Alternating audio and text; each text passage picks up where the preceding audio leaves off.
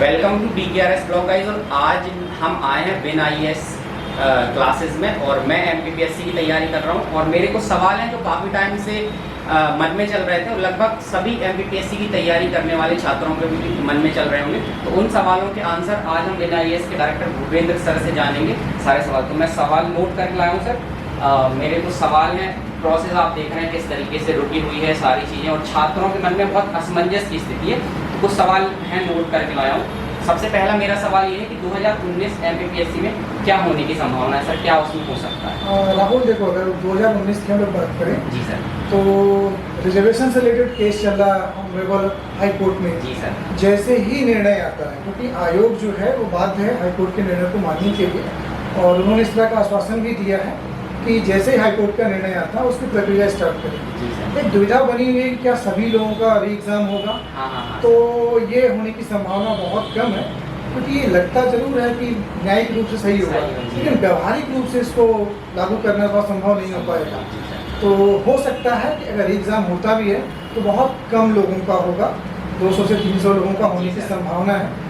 जो liable sources हैं या जिनसे भी आप प्रशासनिक लोग आप बात करेंगे ना, उनका भी मानना ये है कि ऐसा ही होना चाहिए। सर बहुत सारे बच्चे जो हैं जिनका मतलब मैंने भी मेंस दिया था, मेरा नहीं हुआ, इंटरव्यू कॉल नहीं आया, तो बहुत सारे बच्चे इस पक्ष में है कि फिर से सबका मेंस हो जाए, और जिनका इंटरव्यू कॉल है और जो लोग इंटरव्यू की तैयारी कर रहे हैं तो सर उनके साथ तो ये गलत हो जाएगा। लेकिन नंबर ऑफ पीपल ये चाह रहे हैं कि मेंस जो है सबका दोबारा हो, तो सर ये मतलब संभावना इसकी तो बिल्कुल आपने बताई थी बिल्कुल ना के बराबर है। लेकिन अगर जैसे मेंस हो जाता है 2019 का फिर से, सर वो बच्चे जो इंटरव्यू के कॉल हैं तो सर उनके लिए ये मतलब नैतिक रूप से तो गलत ही उनके लिए गलत होगा, क्योंकि दोबारा उनके लिए तैयारी करना थोड़ा संभव नहीं हो पाएगा, है ना, क्योंकि एक लंबा समय हो चुका है। जी सर। तो उसकी सरकार की गलती थी, तो सरकार एटलीस्ट उनको ये तो मौका देगी तो उन लोगों की जो प्रक्रिया प्रभावित न हो, और आयोग पीछे नहीं जाना चाहिए। और जैसे मैं आपको बता दूं 2018 के बाद से MPPSC में एक भी फाइनल नियुक्ति नहीं हुई है किसी की, मतलब 2018 और हम लोग 22 में अभी चल रहे हैं, तो लगभग 4-5 साल से। तो मुझे भी 6 साल तैयारी। अगला मेरा सवाल सर ये है कि 2020 मेंस के रिजल्ट कब तक आने की संभावना है सर? जैसे ही हाई कोर्ट का रिजल्ट आता है, जो कि संभावित है कि सितंबर के महीने में हम लोगों को मिल जाएगा। जी सर। जिस तरह से ऑनरेबल हाई कोर्ट ने कहा है कि हम फाइनल हियरिंग स्टेज पे हैं। जी सर। और वो लगातार रेगुलर सुनवाई कर रहे हैं, नियमित रूप से सुनवाई हो रही है। तो बहुत जल्द मे बी 20 या 25 सितंबर तक मतलब फाइनल डिसीजन दिवाली से पहले सर रिजल्ट आने की संभावना है। तो इस बार जिन लोगों का अच्छा स्कोर है तो वो लोग बिल्कुल श्योर रहें कि रिजल्ट आने वाला अगले महीने में। सर मेंस कब तक हो जाएगा इसका, जो अभी 21 वाला जो हुआ है? 2021 का। देखो, पहले तो 2019 की प्रक्रिया जो भी स्टार्ट होगी वो पहले होगी। उसके बाद 2020 का रिजल्ट आएगा मेंस का और उनके इंटरव्यू की प्रोसेस। तो संभवतः जो आयोग ने कहा है नवंबर में लेने के लिए, या थोड़ा सा डिले हो सकता है, दिसंबर या जनवरी तक जा सकता है। हम लोग उम्मीद कर सकते हैं कि थोड़ा सा डिले होगा। सर एक और 2021 की बात हुई है, तो मेरा सवाल ये कि cut off expected cut off क्या हो सकता है, क्योंकि अभी ना क्लियर नहीं है बच्चों के दिमाग में, कुछ लोग बाउंड्री पे हैं, तो ये कट ऑफ एक नंबर हो जाएगा, इसके ऊपर के बच्चे सेफ और मेंस की तैयारी। हाँ राहुल, बहुत सारे लोगों का फीडबैक मैंने भी लिया है पेपर लेने के बाद और फाइनल आंसर की आने के बाद। तो अभी जो है स्थिति है कि 97 में से मार्क्स मिले, 97 क्वेश्चंस में से 3 सवालों को डिलीट किया गया है। तो जिनके भी जनरल में 70 के आसपास यानी 71 और 72 है, दे आर कम्प्लीटली सेफ। तो बिल्कुल ठीक है, उनको बिल्कुल तैयारी में जनरल कैटेगरी में, अनरिजर्व कैटेगरी में जिन बच्चों के 70 हैं मिनिमम 70 सभी सेफ। और उसके बाद फिर एक 2 नंबर क्वेश्चंस का रहेगा, एक 2 क्वेश्चंस का है, तो कैटेगरी में वो हमेशा से रहा है। जी सर। और अभी सर जैसे रिजल्ट नहीं आ रहा है, प्री का भी नहीं आया, मेंस का भी नहीं आया, 19 ग्रुप का, सभी छात्रों के मन में एक असमंजस की स्थिति बनी हुई है कि पढ़ाई को जारी रखें और घर से भी प्रेशर आता है सर, या कुछ प्लान बी दूसरी एग्जाम्स की तरफ तैयारी कर लें, या कुछ खुद का बिजनेस सेटअप कर लें। सर असमंजस की स्थिति है, क्या करें विद्यार्थी, नए विद्यार्थी इसमें? देखो सही आप पूछें तो सही है कि देखिए सिविल सर्विसेज जो है ना, जी सर, वो धैर्य और परसिवरेंस मांगता है। जी सर। कई बार ये प्रक्रिया ही 1 साल की होती है, और जब कभी इस तरह की परिस्थितियां बन जाती हैं तो 2-3 साल प्रक्रिया खिंच जाती है, और वही बनी हुई है। तो ये मैं मानता हूँ कि रियल में ये टेस्ट हो रहा है प्रतिभागियों का।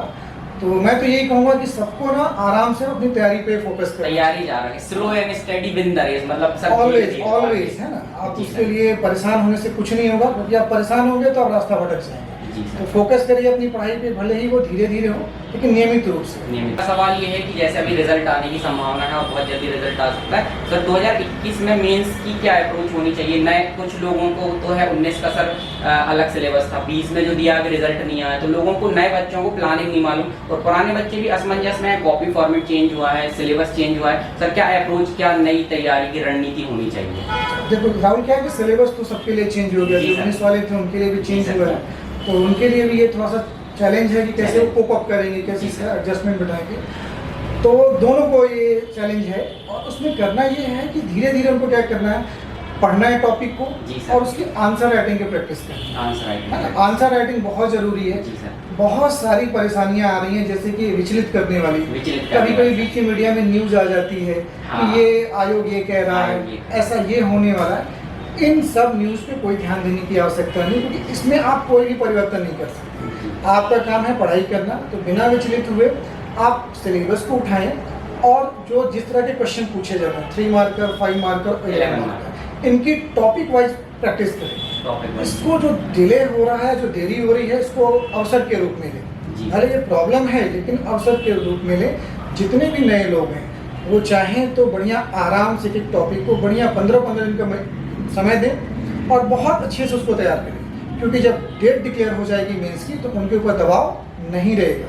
ये बहुत सही समय है, उनको फोकस करना चाहिए सिलेबस पे 1 बाय 1 और आंसर राइटिंग पे, बिना ये सोचे हुए कि मेंस कब होगा। क्योंकि अगर आप ये बात मन में लाएंगे ना राहुल, तो क्या होगा कि फिर वो आप विचलित होंगे, पढ़ाई पे मन नहीं नहीं लगेगा। लग पाएगा। और ये बड़ी सामान्य सी बात है, विचलन तो आता है, विचलित तो सर लेकिन जो विचलित नहीं होगा वही रेस जीतेगा। रेस जीतेगा। बिल्कुल सर, आंसर राइटिंग प्रैक्टिस करते रहें, लिखते रहें, सिलेबस को समझें। और सर अगला सवाल ये है कि बहुत सारे नए बच्चे, सर अभी आप देख रहे हैं नए बच्चे आते हैं, तो बहुत सारे नए बच्चों के लिए स्पेशली ये सवाल है, नए बच्चों की तरफ से मैं पूछ रहा हूँ, क्या कोचिंग जरूरी है या सर सेल्फ स्टडीज से भी चीजें हो जाती हैं? नहीं, मतलब ये मैं नहीं मानता कि कोचिंग बहुत ज़्यादा जरूरी जी है। सर। ठीक है, करना आपको देखिए स्वयं ही पड़ता है, मेहनत करनी है, आपको पढ़ना है, समझना है।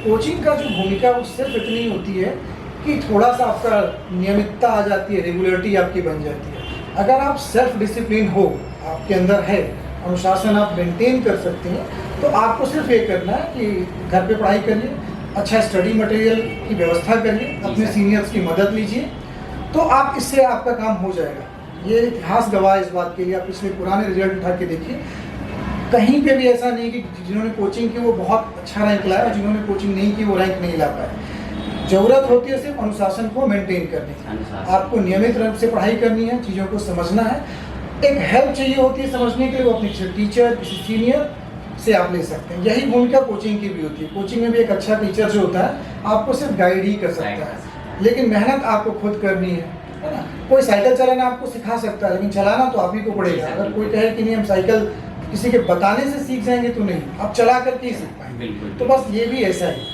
खुद तैयारी करें। मैं जब सर से जुड़ा था, मैं 2019 में मेरा पहला अटेम्प्ट था और मैं आंसर राइटिंग करने सर के पास आया था, तो सर ने मुझे खुद लिखना बताया था कि राहुल ऐसे लिखना है, ये करना है। 19 वाले मेंस की मैंने आंसर राइटिंग पूरी सर के यहाँ से सीखी है। तो विन IAS कोचिंग है सर की, और मेंस आंसर राइटिंग अगर आप लोग ज्वाइन करना चाहते हैं या सीखना चाहते हैं तो विन IAS ऑफिस आइए, इंक्वायरी लिए। और मेरा पर्सनली ये दावा है कि अगर आप आएंगे, कोचिंग टेस्ट सीरीज ज्वाइन करेंगे, तो आप अच्छी लेखन कला, क्योंकि अल्टीमेटली हमारा सिलेक्शन जो डिपेंड करता है वो मेंस आंसर राइटिंग पे ही डिपेंड करता है। अगर आप आते हैं, ज्वाइन करते हैं, तो सर आपने तो मुझे सिखाया, वो नहीं हो पाया वो अलग बात है, पर अगली बार से मैं बिल्कुल वो होगा, करूंगा। कोई बात नहीं सर, जी। बेहतर रैंक के साथ होगा। बिल्कुल, बिल्कुल। निराश होने की आवश्यकता नहीं है। अभी आपको पता है कि 1 बाय 1 सारे मेंस होंगे धीरे मेंस धीरे, होंगे। और तो अगली बार हो सकता है बेहतर आप करेंगे, बेहतर होगा। निश्चित तौर पे बेहतर सर करेंगे। मेंस ही है MPPSC में सिलेक्शन, जितने ज्यादा नंबर आप लेके आएंगे उतना अच्छा रैंक ले प्री तो क्या देखिए एक तरह से कम करने के लिए कम यूज किया करने जाता है, के लिए। फिल्टर है एक तरह का, बेहतर है। जी सर। और मेंस इसका अच्छा होगा, प्री ऑलमोस्ट हो ही जाता है। बिल्कुल। तो मेंस है लिखना, अगर आप आते हैं विन IAS कोचिंग में, सर से मिलते हैं। मेरा पर्सनली ये मानना है कि सर जो है एक गार्जियन की भूमिका निभाते हैं। मतलब मैं तो मानता हूँ कि अगर आप आएंगे, मिलेंगे सर से, मैं सर से काफ़ी टाइम से जुड़ा हूँ, और सर जहाँ जहाँ मैं फंसा हूँ सर ने मुझे प्रॉपर मार्गदर्शन दिया है। सर ने बताया कि राहुल ये आप स्टेप ले लो या निकल के आ जाओगे। और सर कोई मैसेज जो आप हमारे व्यूअर्स को या स्टूडेंट को देना चाहें? मैं यही कहूँगा कि ये थोड़ा सा कठिन समय है जी सर। PSC की तैयारी करने वालों के लिए, जो पुराने लोग हैं, जो नए लोग हैं, उनके लिए भी। तो इसमें धैर्य बनाने की आवश्यकता है और अपनी पढ़ाई पे आप फोकस करिए। 6 महीने के अंदर निश्चित तौर पे 2019 का रिजल्ट क्लियर होगा, फिर 20 और 21 यानी अगले आने वाले जो साल है उसमें एग्ज़ाम्स वगैरह लगातार होने की संभावना है। और जल्दी ही हाई कोर्ट का निर्णय आ जाएगा, क्योंकि हम लोग जानते हैं कि वो फाइनल हियरिंग स्टेज में है। तो ज़रूरत है धैर्य को बना के रखने की, अपने फोकस को बना के रखने की और निरंतर रूप से पढ़ाई करते रहने की। और हम शुभकामनाएं देते हैं राहुल आपको भी और आपके सभी मित्रों को, सभी सर अभ्यर्थियों को। आपने समय दिया हमको, आप बिजी शेड्यूल में। सर मैं मेरी तरफ से और यूट्यूब चैनल की तरफ से आपको बहुत बहुत धन्यवाद देता हूँ और सर आपसे आशीर्वाद लेता हूँ कि जल्दी से सिलेक्शन हो हम लोगों का। और फिर बिल्कुल बिल्कुल राहुल, हमारा बहुत सारा आशीर्वाद है, शुभकामनाएं आप सभी को जी सर। कि जल्दी अच्छे रिजल्ट्स आएँ और आएंगे, निश्चित तौर पे जी आएंगे। सर। जीतता वही है जो हार नहीं मानता, जी तो हार नहीं मानना है अपने। बिल्कुल बिल्कुल। तो आप कमेंट में बताइए आपको वीडियो कैसी लगी और सर ने जो मैसेज दिया उसको फॉलो कीजिए और चैनल को सब्सक्राइब कीजिए, वीडियो को लाइक कीजिए और अपने रिव्यूज़ कमेंट में ज़रूर दीजिए। Thank you so much.